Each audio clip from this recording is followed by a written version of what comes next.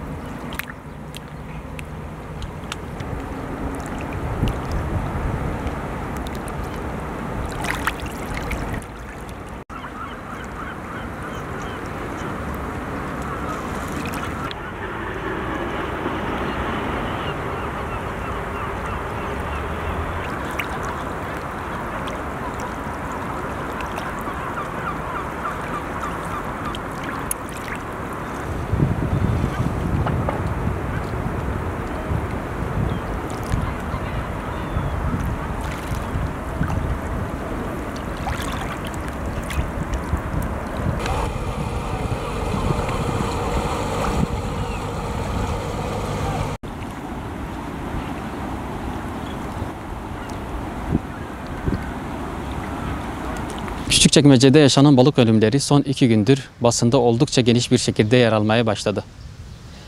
Konuya ilişkin konuşan vatandaşların bir kısmı yaşananların bir doğa olayı olduğu ve yaz günlerinde havanın ısınması ile birlikte balık ölümlerinin gerçekleştiğini söyleseler de vatandaşların çoğunluğu çevredeki fabrikaların atık sularından ötürü bu olayın yaşandığını ifade ettiler. Ben 40 senedir buradayım. Böyle bir şey olay da ilk defa meydana geliyor. Ama o da neden? Gölün bir aydır göl pis. Akarı yok.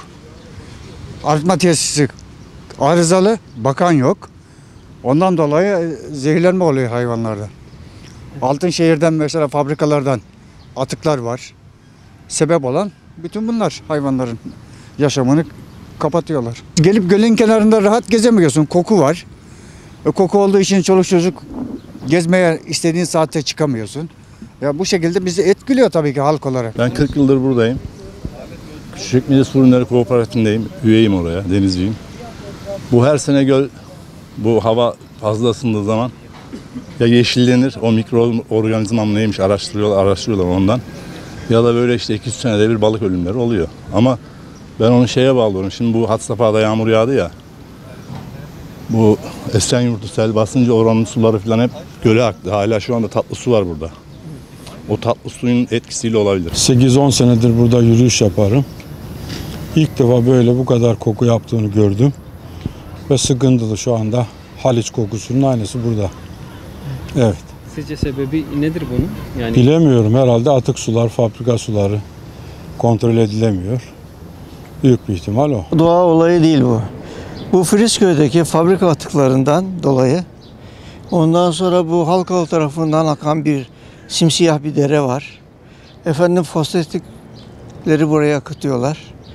Bu son zamanlarda kokuyu alıyorsunuz herhalde. Su oksijensiz.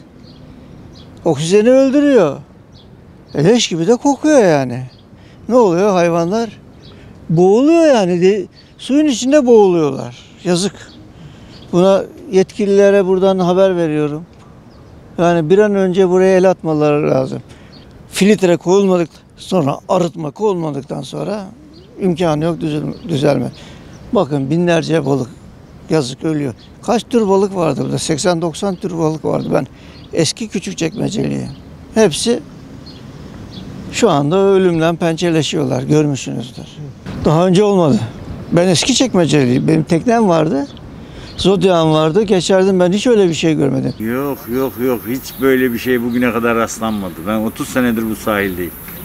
Hiç böyle bugüne kadar böyle bir şey rastlanmadı.